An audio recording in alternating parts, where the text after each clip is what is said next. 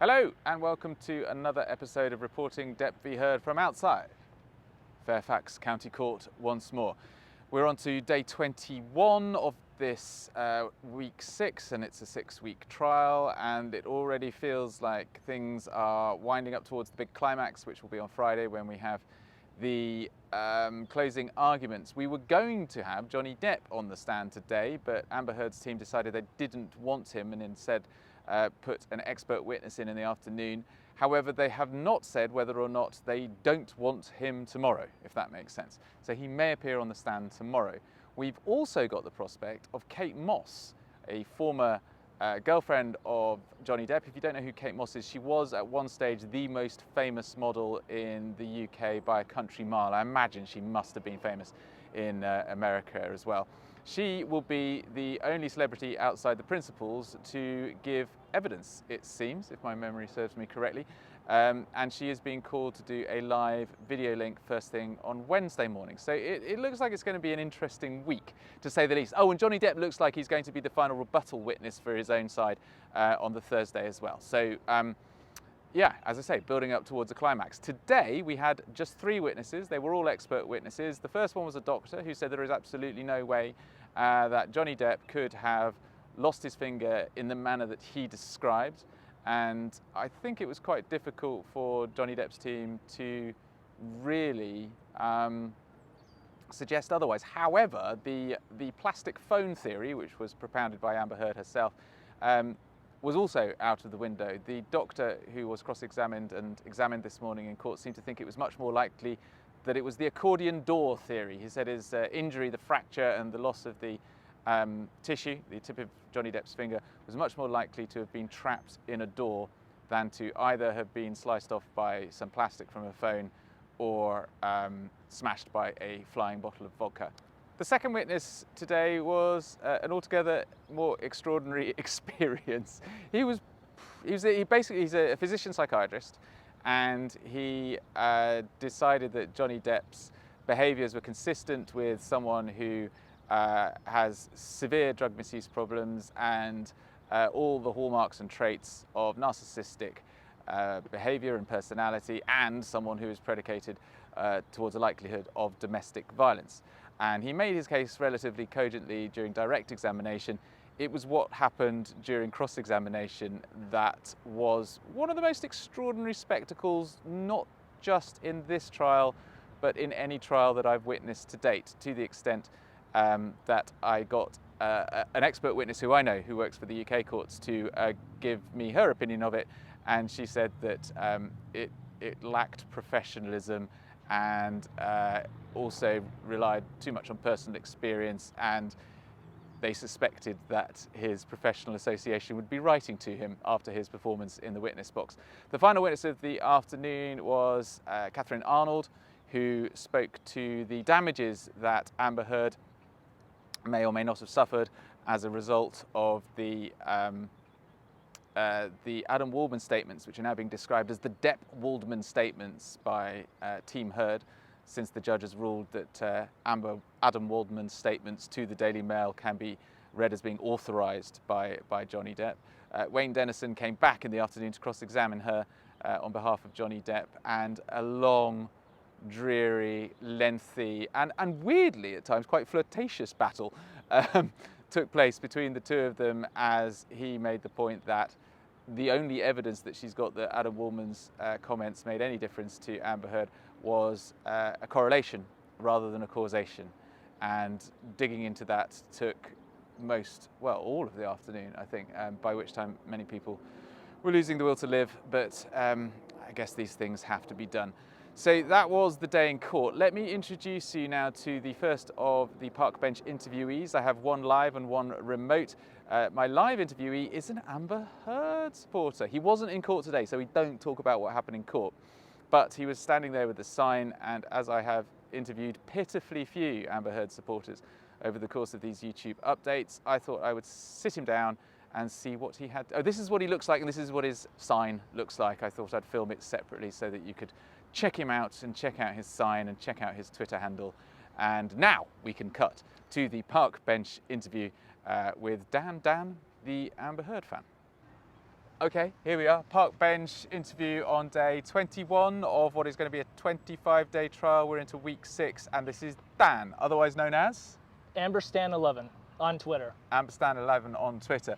Very rare to actually find that many Amber Heard fans in and around court nowadays, but I have noticed 1 or 2 more than usual today. What's going on? I would say that there are more Amber supporters coming out. I came here last Wednesday, actually. And I missed you.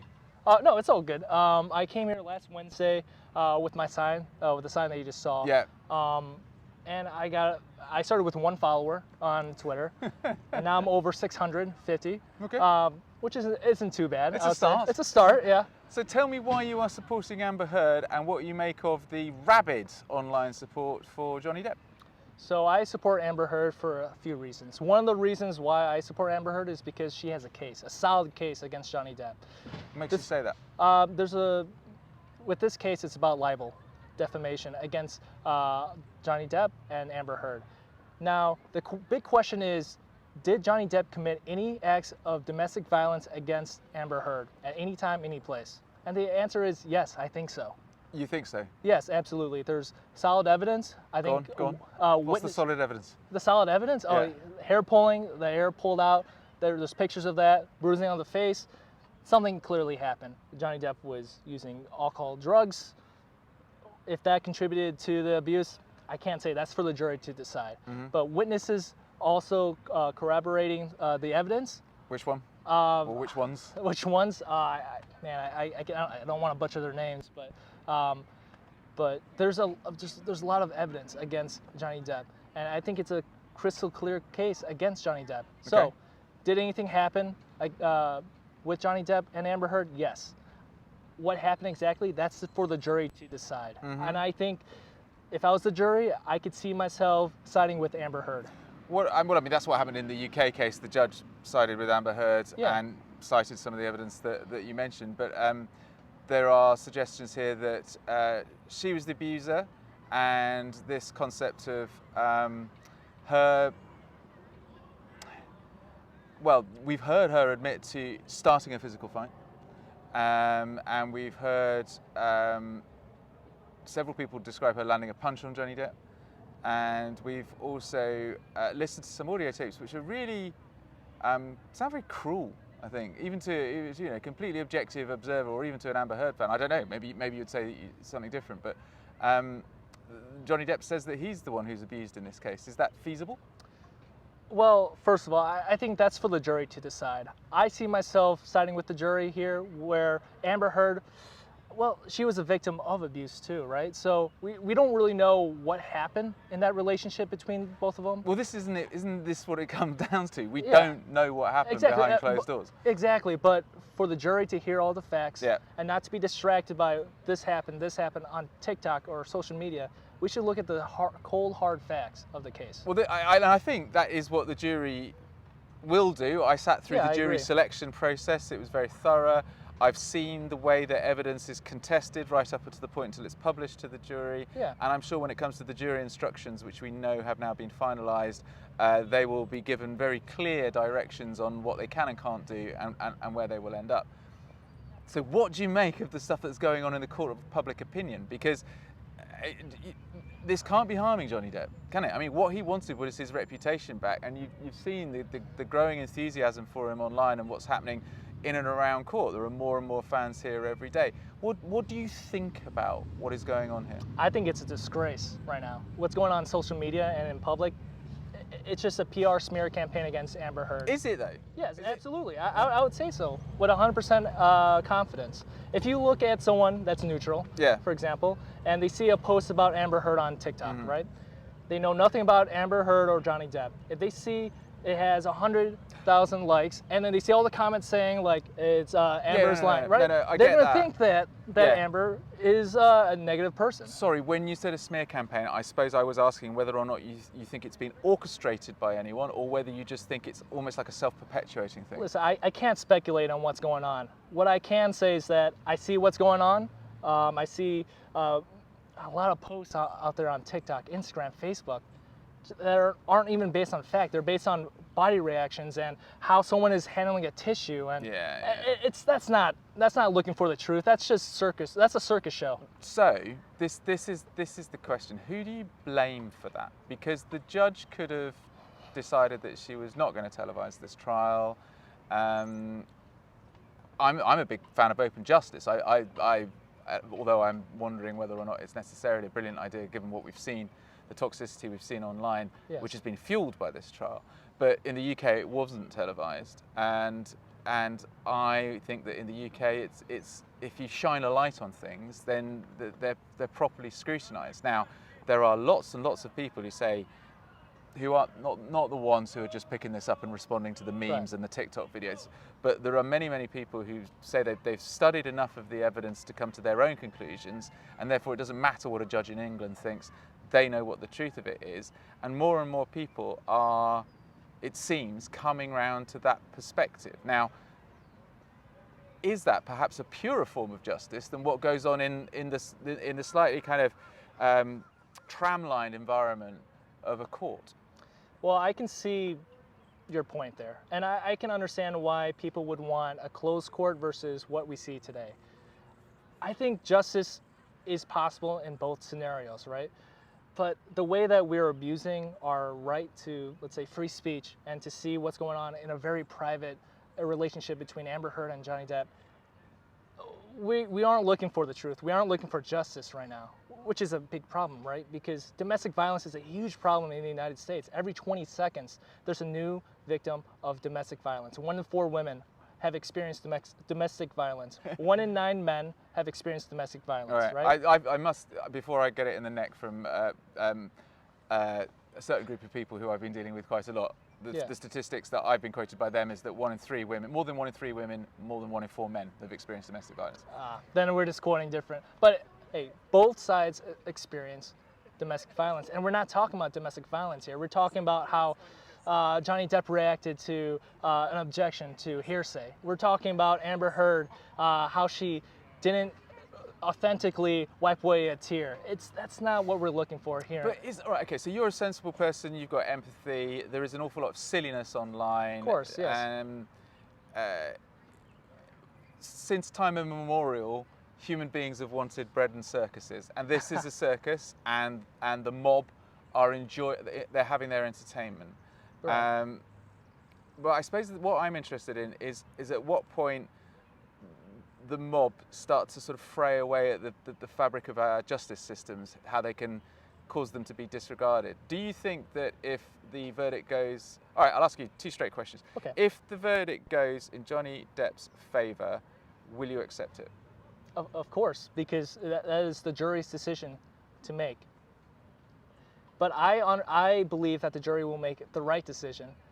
So whatever decision the jury make is the right decision. Is that what you're saying? Exactly. Okay, and you will absolutely accept that. Absolutely, yes. So it could well be that Johnny Depp is an innocent man and that he has been defamed by Amber Heard. And if the jury decide that, then basically all the people who, without the abuse, but all the people who've been campaiigning for him online will be vindicated.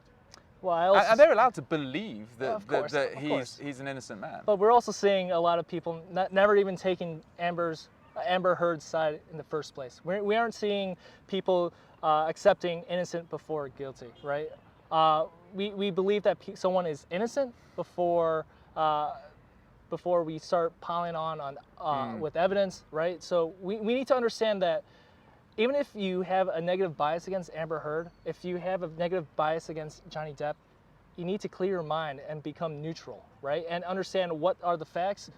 You wouldn't believe how many people I've spoken to who said that they'd heard that Johnny Depp had a DVRA taken out against him, a domestic violence restraining order taken out against him in 2016, and they said at the time, they said, "What a shame. I really like Johnny Depp.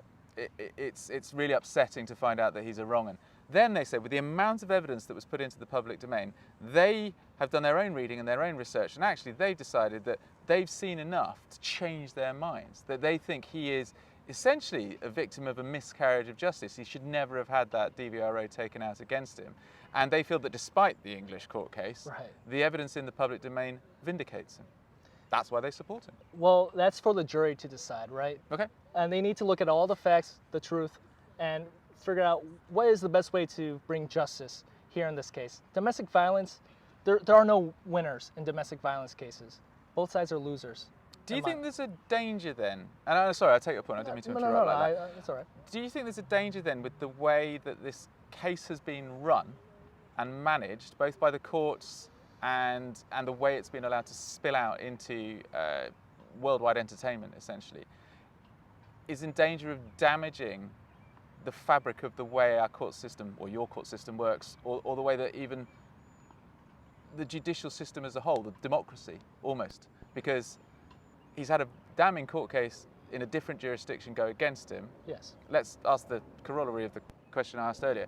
If this court case goes in Amber Heard's favour, i.e. Johnny Depp loses his defamation case, do you think he's still won in the court of opinion? And if so, what does that mean? Or do you think it'll change? It'll change because the verdict will go against him, and then whatever's going online will be ignored, can safely be ignored. You know, public opinion is very tricky. It can go one way or the other. I think what really matters is what happens in the court. Does the jury believe Amber Heard? Does the jury believe Johnny Depp? That's all that matters to me. Because at the end of the day, we should be looking for the truth and justice. Yes, you can look at a public opinion and say, listen, Johnny Depp has all the public opinion with him. He's very popular. Everyone's being very kind to him. On the other hand, if Amber Heard wins the case, people will say X, Y, and Z. People need to understand that even if you don't agree with a court case, with the jury's verdict, you still got to accept it, right? But you're Amber Stan 11. Yes, you're standing with Amber Heard. I am. Why are you getting involved then if you think it's for the jury to decide? Because there's a massive influx of just a negative PR smear campaign against Amber Heard, and no one's saying anything about it. It's just a travesty of like free speech, right? So it's that's radicalized you. That's made you angry. That's what's upset you. Let's not call it radical, calling me a radical. But you have responded to what you've seen on social media, and you're going, no, I'm going to. So you're supporting Amber Heard as a reaction to the amount of abuse that she's getting online. Is that what it is? Not only that, but I also believe her 100%. Okay, but you're prepared to believe that she is a mentally unwell liar and fantasist if the jury decides that Johnny Depp... The jury would never phrase it like that. No, but that is how she is being portrayed in order for Johnny Depp to make his case. That's what Johnny Depp's PR team wants us to believe. Okay? Well, it's what's happening in court. They're saying this is a mentally unstable, unwell woman, and she is a fantasist and a liar, and that is why she has defamed me. So you will take that if the jury find for Johnny Depp. I'll accept the verdict that the jury gives. Okay. Listen, so what's it actually been like standing up for Amber Heard online and in person here at court today? I'll say it's mostly positive, surprisingly, right? I still get a lot of snickers. I get a lot of grins towards me. This is what everyone, you see, this is what I can't stand about the online abuse that everyone seems to be willing, well, people seem to be willing to dish out against everyone. Meet people face to face, they're generally lovely. Yeah, exactly, they're right? polite. Yes, of course. Even if you might have completely different opposing views, you get on, you get to explain each other's point of view. Whereas online, it's flaming and horrendous. So you've been welcomed, you've been tolerated, you've been chatting to people, you've had a nice time? Everyone that, well, almost everyone that I've talked to. Yeah, I mean, there are always a few exceptions. Yeah, of course, but most of the people I've talked to today have been more than gracious. They've been willing to talk to me, and that's all I care about, really. I don't care about your opinion. You're more than welcome to have a different opinion than me, right? So what are you getting online? Well, online, completely different story. It's the Wild West, isn't it? Of course, but I think that if you hold yourself to a higher standard of communication, of free speech, then I don't think you're as disappointed by what you see online. Okay. How do you ignore the trolls then? You just ignore it. I just laugh at it. Are you kidding me? I think what they say is hilarious. I laugh at it because they're just trying to get a reaction out of me, and I'm thinking that's your best try. Okay. Yeah, it's... So where do we go from here? We've got the rest of the week and then jury decision. What impact do you think the jury decision will have on all of this? Whichever way it goes. I don't like to speculate, honestly. So I don't know. We'll see, I guess. That's why This is the last week of trial, and I'm really excited to see what happens. Are you going to stay here the whole week? I don't know what you do for a living. Have you got time on your hands, or? Yeah, I got time on my hands. Okay. I'll be here. I'm not trying to go inside the courtroom. That's not. What do you mean? Call yourself a committed Amber Heard fan. Whoa, you need to be turning up at 8 o'clock yesterday evening to get in today. Did you hear about this guy who came in at 2 a.m.? There's been some shocking tales of what's been happening in the line, which makes me quite glad not to be part of it. An Amber Heard supporter was just put in a headlock. Yeah, there's lots of different interpretations of exactly I don't know what happened. So I don't want to speculate. It happened. Or libel anyone for obvious reasons. We don't want to get sued. You can get into an awful lot of trouble. Dan, the Amber Stan, thank you very much indeed. Thank you. Really nice to meet you. Yeah, Take nice. care. So that was Dan, the Amber Heard fan, or Stan. My thanks to him for allowing me to essentially drag him over to the park bench, and Biff Katie from Build magazine, who was actually quite glad to be biffed from the park bench today because she said she looked rubbish, but she said that she will make an effort tomorrow and I can interview her then. So I can promise you an interview tomorrow with Katie, the German journalist from Build magazine, who I have spent much of the last 6 weeks hanging out with professionally around the environs of Fairfax County Court. So time now to tell you, or to introduce you to my second and remote park bench interviewee. Her name is, she goes by the name of Jessica Lucas. She's a journalist for Input magazine, and she is fascinated by the online world. So this is what she has to say about her research and findings whilst she's been looking into the storm or the tsunami of support for Johnny Depp online. Jessica, how lovely to see you. Hello, thank you for meeting with me. Not at all. Now tell me all about your interest in Depp v. Heard. I know that this is sort of right in your sweet spot as a journalist, but tell me how you came to it. You've already written a couple of articles about it, haven't you? So what are you picking up? Why does it sort of pressing your buttons, and what are you making of it all? I think for people in the internet culture space, it is impossible to ignore because it's taken over pretty much every social media platform.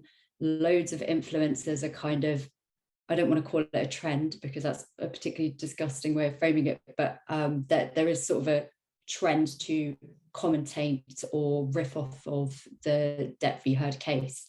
And, you only have to talk to your colleagues or your relatives or whoever else. Everyone has an opinion on it because everyone is being spammed with content related to Depp v. Heard on their social media accounts. And is that so? I wouldn't call it. Is that algorithmic? We don't know, but it's likely. So one thing that algorithms love, and in particular TikTok, is engagement. And because of how controversial this case is, you've got a lot of warring factions involved. You have people getting into comment arguments, poring over videos to analyze the evidence themselves. It means high view counts, high numbers of comments, loads of likes, and that pushes things up onto people's For You pages, home pages, however they're consuming social media. Why is this pressing so many buttons? Why is this? You've got a huge amount of content which features a world famous man, and obviously very emotional, triggering content for some people, but certainly controversial. What is it? Is it simply that? Is it this sort of, you've got a lot of combination of things which press people's buttons separately and they're all coming together in one story? Absolutely. I think that is the foundation of it. But I think the main driver of all of this is the fact that the trial has been televised. So it makes it very easy for people, and I'm talking about anyone, not just influencers, to create content out of trial footage, to get involved in the debate through their social media.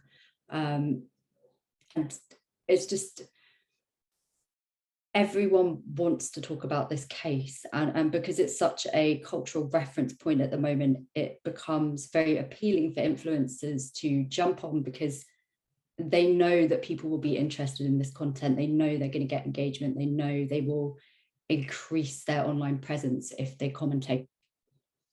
And of course, the internet was primed, wasn't it? So you got the peg of the trial, but you had a huge amount of internet activity. You had the first trial in 2020, and then you had these accounts, mainly, I think, pro-Johnny Depp accounts, who were, in their view, doing the investigations and building the evidence and building their followers as well, so that when they're suddenly exploded onto the world stage with the live televised nature of it, it was pump primed to go viral, essentially. Yeah, completely. So, I mean, for example, I spoke to a lawyer who has been live streaming the case and commentating on it in real time, and she had 67,000 viewers last week who stayed with her for 4 hours watching the trial. It's almost become lucrative for people to create content out of it, which I think is another thing that is, I guess, driving all of this for people who are creating this content. They're making money off of it. One lawyer I spoke to made $15,000 in 2 weeks just from making videos about this trial. So, and was that YouTube, or was that street, or was that sort of spin-off content? That was YouTube, and that was not including the money he earned from selling merchandise. So he started selling T-shirts that said Mega Pints on them. He wasn't sure how much money he'd made from that, though. I mean, the thing about that, and I'm a journalist, I'm a freelance journalist, and I used crowdfunding and various media outlets to get me out here. So I'm making money off this trial as well. So I'm not being sniffy about this, and I'm not being moralistic about it. But if I was unscrupulous, the biggest audience is in the pro-Depp camp. Because I'm not taking sides, or possibly because my journalism isn't very good, but let's pretend, let's suggest it's because I'm not taking sides. Whereas there is money to be made in taking a side, and it's in taking Johnny Depp's side. And I'm wondering, and I think you've touched on this in some of the writing that you've done, I'm wondering if that is healthy.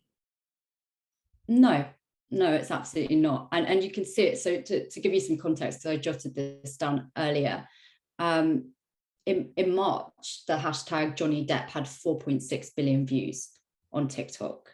By April 22nd, which was about 11 days into the trial, it had 7.4 billion views. And today it's sat at 23.6 billion. Now, to put that in context,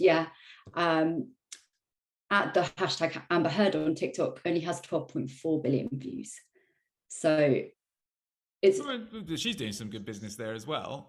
But it's just the scale of it that's astonishing, isn't it? I mean, what kind of comparable, have you got any stats for any comparable events? Or, I mean, is this really off the scale, or what is it equivalent to? Is it equivalent to, I don't know, a Super Bowl or something like that? What comparison does it have? It's off the scale. So I'm writing about nail influencers at the moment, which are enormous on TikTok, people who do nail art.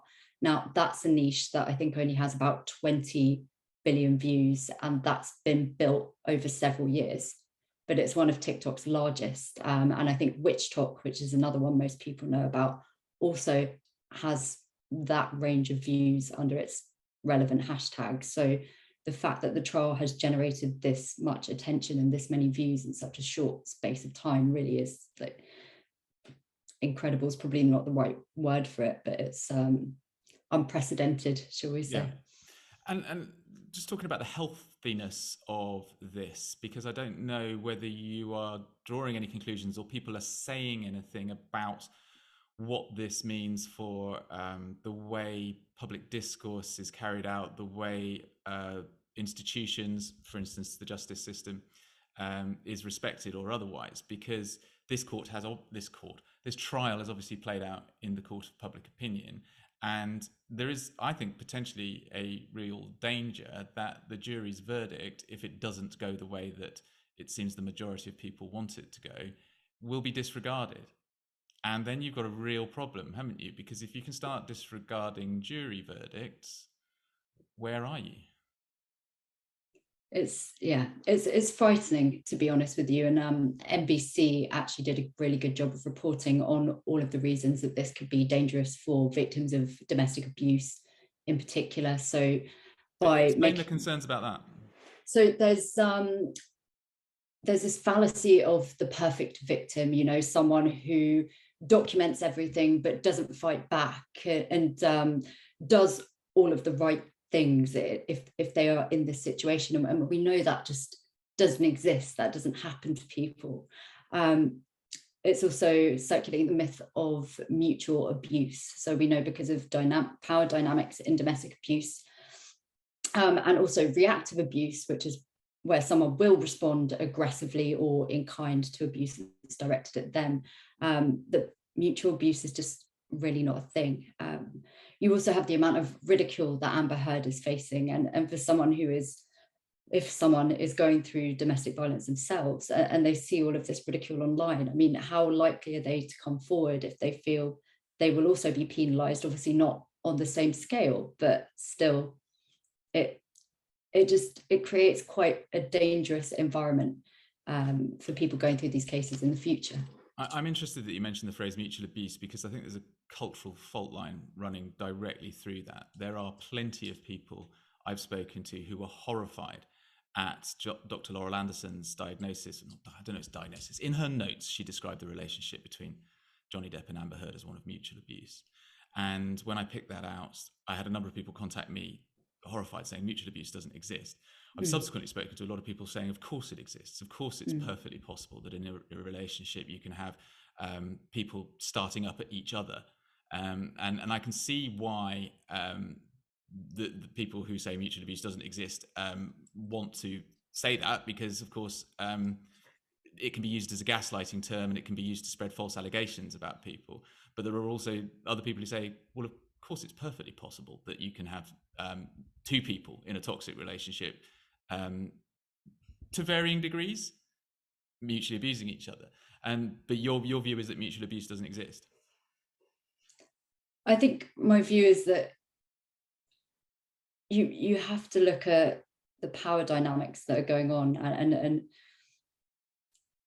to frame something as mutual abuse when one person is much larger, much more powerful, allegedly much more violent, just it doesn't seem right, because then how do you draw a distinction between mutual abuse and just fighting back or trying to defend yourself? And I think that's where it becomes quite dangerous.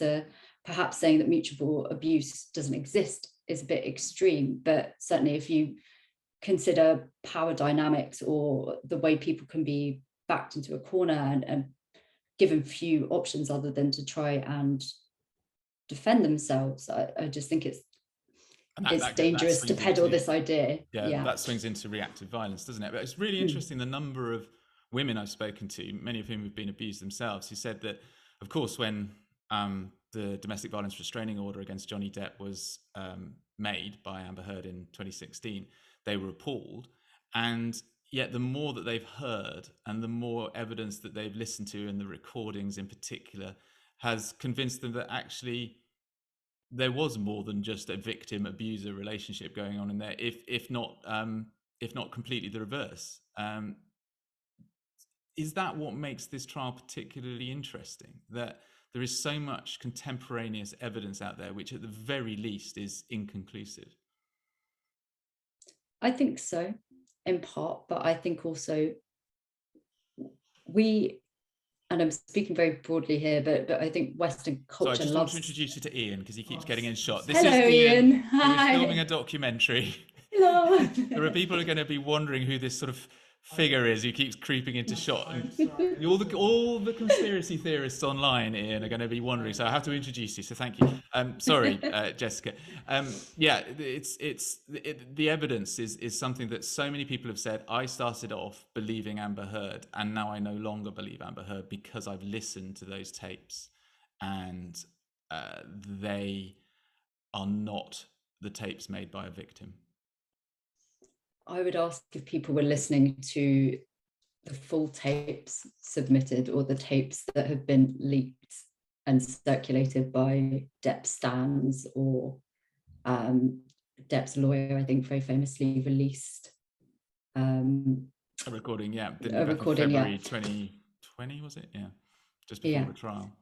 Well, there are an awful lot of people who've got into this trial, and that's the thing. I mean, there are people who will end up having seen and heard more evidence than the jury will in this trial, because of course, as I've learned over the course of the last 5 weeks, there is a huge fight between the parties as to what evidence can actually be submitted for the jury to see, which is monitored and refereed in real time by the judge. And that could also feed into a narrative which, if Johnny Depp's defamation case fails, which is a whole other area, it's not a domestic violence criminal case. If his defamation case fails, there will be a load of people saying, well, I've seen more evidence than the jury and I know what's right. And again, it's this sort of slowly sort of tearing away at the fabric of reality.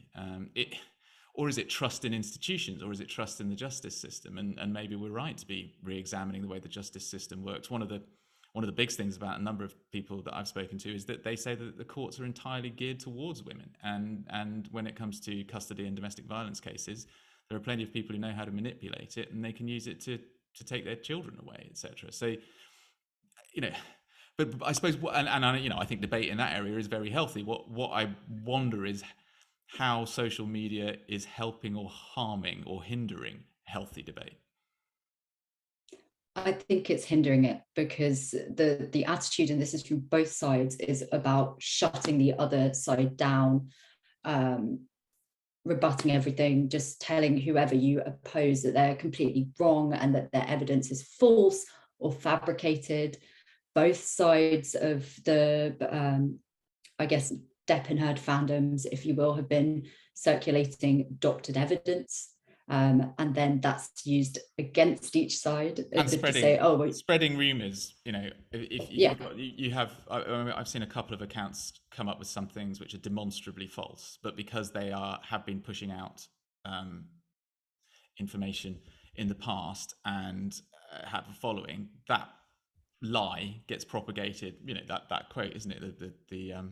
A lie can go halfway around the world before the truth has got its boots on. And you see falsity being spread and going viral at the same rate as you see information about this case being spread and going viral. So okay, you're a social media journalist. This is your beat. This is your trade. What would you like to see change about the way these kind of really serious issues are dealt with or policed on social media, or is the genie out of the bottle? Because I find social media really, really helpful for everything that I do. I think it can be an enormously powerful and liberating force, but it comes with the crazies. And so what's your recipe for getting us from where we are now to somewhere healthier, if you think what is happening now is unhealthy?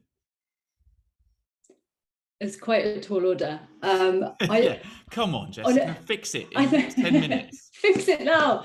But it's I really would like to see this true crime niche, because it goes further than Depp and Heard. A really famous example is the case of Gabby Petito, who was murdered by her boyfriend, I think last year.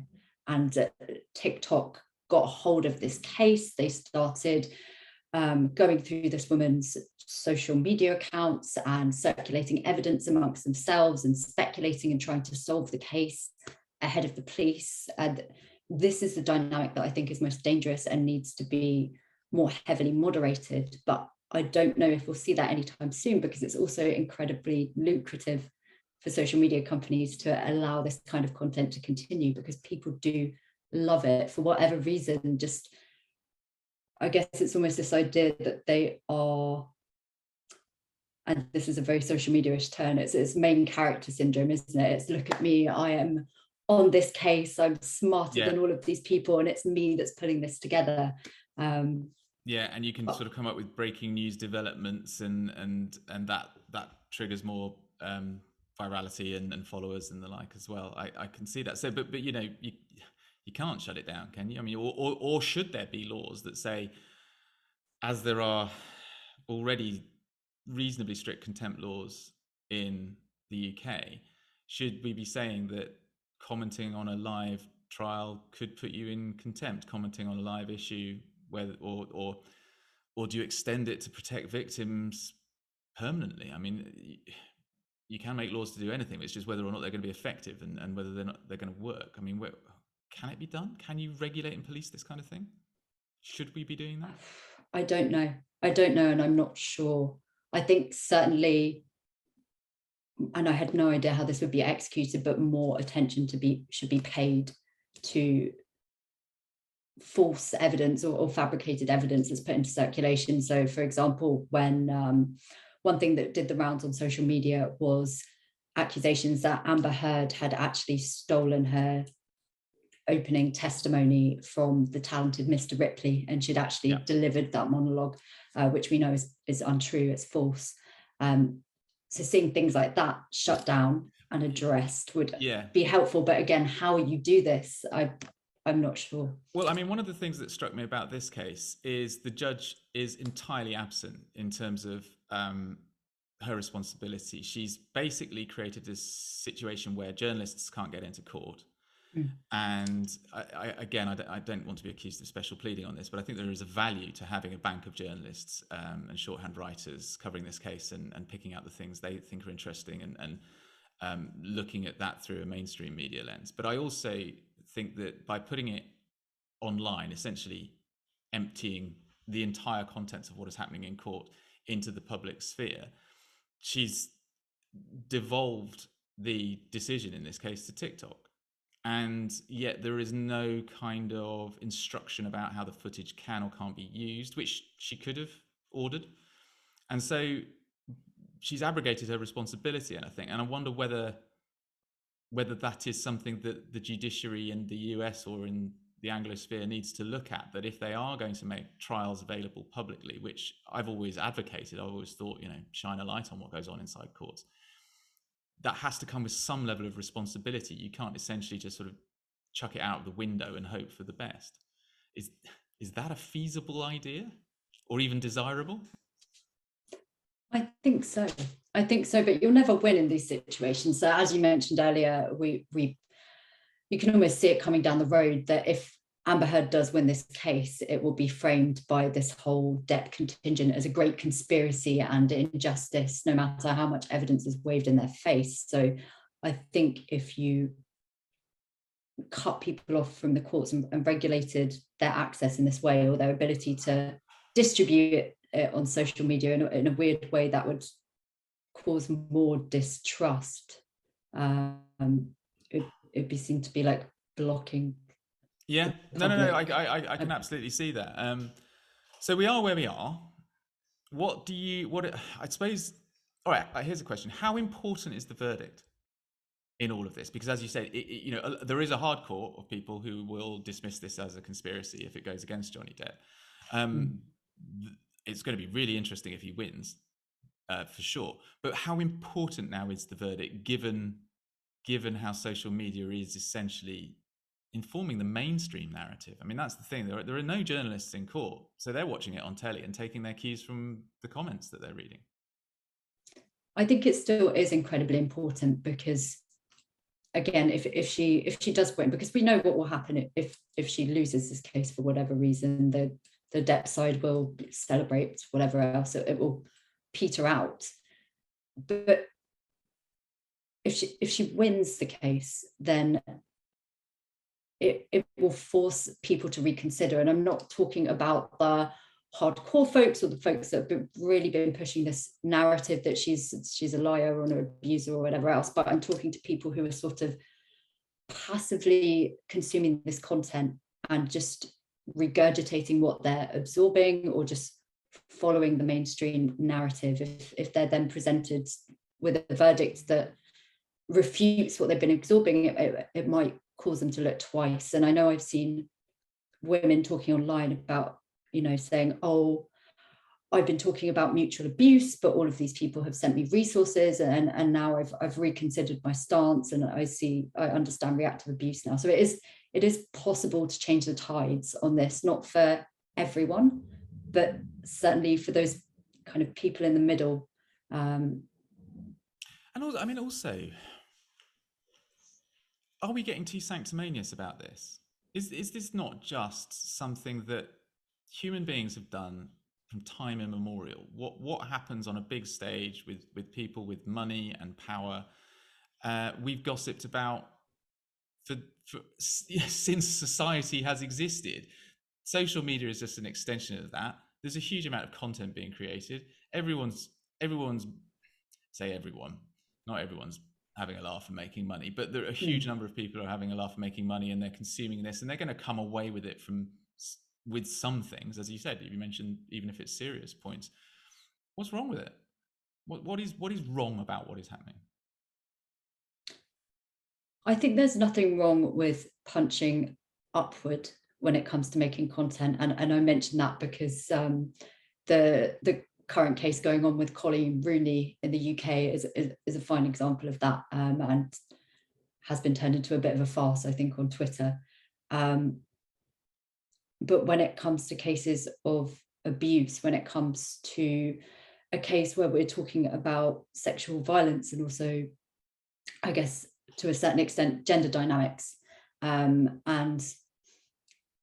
the men's rights movement and Me Too, there's much more at stake here, particularly because it's blown up and it's happening on a much larger scale. I think we often forget, and this is true of internet culture journalists in particular, we often forget that young people are the main consumers of this content, and I'm talking about teenagers now, and this kind of stuff, these kind of narratives, I mean, these could shape their viewpoints long term, and that I think is pretty terrifying. But over here in America, I mean, there are plenty of people who are going, thank God this case has come along. The whole justice system is wrong. The whole way we treat men is wrong. And this trial, whatever the ins and outs of who's wrong and who's right in this individual case, this is putting these things on the agenda, and that has to be healthy, is their view. They you know, the Believe All Women Me Too movement, many people have said to me that just swung everything far too far in the wrong direction, because there are plenty of manipulative, violent women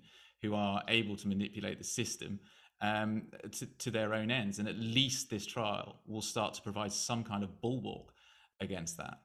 Have you heard that view from your research and from the people you've spoken to? Because it's a live one over here. Maybe I'm, because I'm at the center of it, I'm getting a lot of people talking to me from that perspective. But it's certainly in America, it's a conversation that is being had.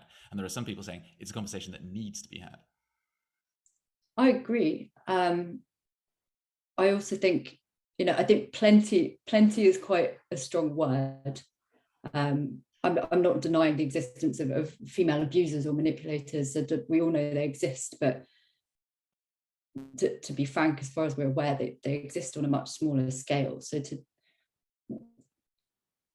I agree that we need to look at the justice system and make sure it's fair, but we should also be cautious of pushing it in the wrong direction and taking power away from women, when often women have power removed from them in their day-to-day lives.